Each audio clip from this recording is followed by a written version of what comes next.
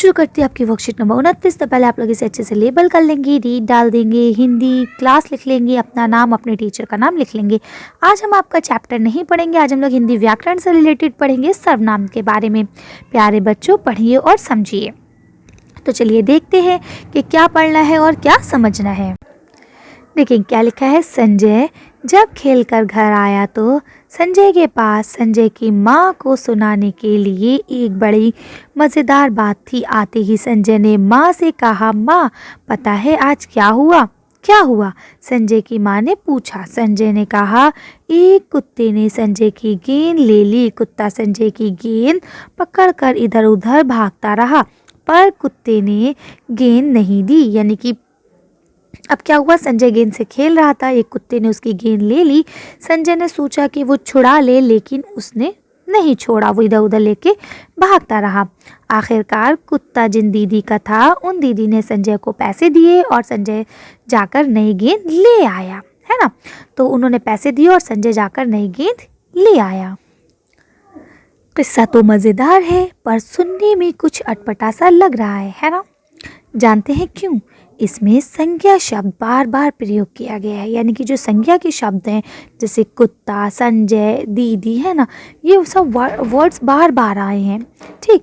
जबकि सामान्य बोलचाल में हम बार बार संज्ञा शब्दों का प्रयोग करने से बचते हैं, और इसी अनुच्छेद को अगर हम दोबारा पढ़ें जिसमें हम संज्ञा शब्द का प्रयोग नहीं करें, उसकी जगह सर्वनाम शब्द का प्रयोग करते हैं, तो आपको ये अनुच्छेद और ज़्यादा इंटरेस्टिंग लगने लगेगा। जैसे अब आप देख सकते हैं, संजय जब खेल कर घर आया तो उसके पास अपनी माँ को सुनाने के लिए एक बड़े मज़ेदार बात थी। तो देखिए अब यहाँ बार बार संजय नहीं आया, ठीक है। आते ही उसने माँ से कहा, माँ पता है आज क्या हुआ? क्या हुआ? ये माँ बोली। उसकी माँ ने पूछा। उसने कहा, आज एक कुत्ते ने मेरी गेंद ले ली। वह मेरी गेंद पकड़कर इधर उधर भागता रहा, पर उसने गेंद नहीं छोड़ी। आखिरकार कुत्ता जिन दीदी का था, उन्होंने मुझे पैसे दिए और मैं जाकर नई गेंद ले आया। तो इस तरह से आपने देखा कि यहाँ पे आपको ये पैराग्राफ पढ़ने में ज़्यादा आसानी हो रही है ना। चलिए आगे पढ़ते हैं।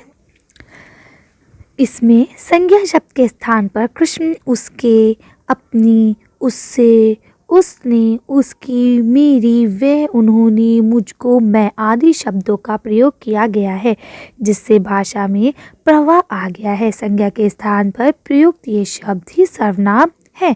अतः संज्ञा के स्थान पर आने वाले शब्दों को सर्वनाम कहते हैं। सर्वनाम के 6 भेद हैं। अब देखिए उसमें पहला जो भेद है उसको हम कहते हैं पुरुषवाचक सर्वनाम। तो देखिए क्या लिखा है, बात कहने वाला, सुनने वाला तथा किसी अन्य व्यक्ति या वस्तु जिसके संबंध में बात की जा रही हो के लिए उपयुक्त सर्वनाम को हम क्या कहते हैं, पुरुषवाचक सर्वनाम कहते हैं। पुरुषवाचक सर्वनाम के 3 भेद होते हैं, पहला, दूसरा और तीसरा। तो अब देख लेते हैं कौन सा भेद क्या है। तो देखिए पहला है उत्तम पुरुषवाचक सर्वनाम, ठीक है, जिसमें वक्ता अपने नाम के स्थान पर, वक्ता किसे कहा जाता है, जो बात कर रहा है, जैसे कि मैं अभी, ठीक है। तो मैं अपने नाम बार बार सनराइज सनराइज ना बोल के क्या बोल रही हूँ, अपने नाम की जगह जिन शब्दों का इस्तेमाल कर रही हूँ, जैसे मैं, मेरा, मुझे, मुझको, हम, हमारा, हमें, है ना। इस तरह से मैं ये वर्ड्स इस्तेमाल कर रही हूँ। देखिए अभी फिर मैंने बोला मैं, तो जो इस तरह के वर्ड्स इस्तेमाल कर रही हूँ इसको हम लोग क्या बोलते हैं, उत्तम पुरुषवाचक सर्वनाम। लेकिन अब जैसे मैं आपके लिए क्या वर्ड इस्तेमाल कर रही हूँ तो उसको हम बोलते हैं मध्यम पुरुषवाचक। एग्जाम्पल के तौर पे देखिए यहाँ लिखा है ना, वक्ता श्रोता के लिए, यानी जो बात सुन रहा है आपकी, जैसे कि आप, है ना, मेरी बात आप सुन रहे हैं। सर्वनाम का जो इस्तेमाल करते हैं, जैसे तू, तेरा, तुझे, तुम, ये हम छोटों को कहते हैं ना। लेकिन बड़ों के लिए क्या कहते हैं, आप, आपका, आपको, है ना। या अब मैं आप लोगों से कह रही हूँ, आपका, आप लोगों से कह रही हूँ, है ना। तो ये जो आप लोगों से कह रही हूँ, ये जो बात है, ये मैंने किसके लिए इस्तेमाल करा, आपके लिए, है ना। तो ये क्या होगा, ये हो गया मध्यम पुरुष सर्वनाम। अब आता है अन्य पुरुष, यानी वो जो उस वक्त वहाँ मौजूद ना हो लेकिन हम और आप उसके बारे में बात करो। एग्जाम्पल के तौर पर मैं आपके टीचर की बात करूँ तो अब देखिए मैं यहाँ आपके सामने हूँ, आप भी मेरे सामने, हम दोनों आपस में बात कर रहे हैं। लेकिन मैं बात करूँ कि आपके हिंदी के टीचर आपको कैसा पढ़ाते हैं, है ना, या आपके हिंदी के टीचर आपको ये और अच्छे से समझा सकते हैं। तो अब मैं आपके हिंदी के टीचर की बात कर रही हूँ, आई डोंट नो वो लड़का है या लड़की, ये जो भी है, तो क्या वो हमारे सामने मौजूद नहीं है, है ना। तो क्या है, ऐसे को हम क्या बोलेंगे, अन्य पुरुषवाचक सर्वनाम, यानी कि जो हम दोनों के अलावा यानी आपके और मेरे अलावा मौजूद ना हो वहाँ और हम उनकी बात करें तो उनके लिए हम क्या यूज़ करेंगे, वे, ये, वे या फिर यह या उनका, है ना। तो जो हम उनके लिए इस्तेमाल वर्ड करेंगे वो क्या कहलाएंगे, अन्य पुरुषवाचक कहलाएंगे। अब मैं उम्मीद करती हूँ आपको समझ में आ गए होंगे।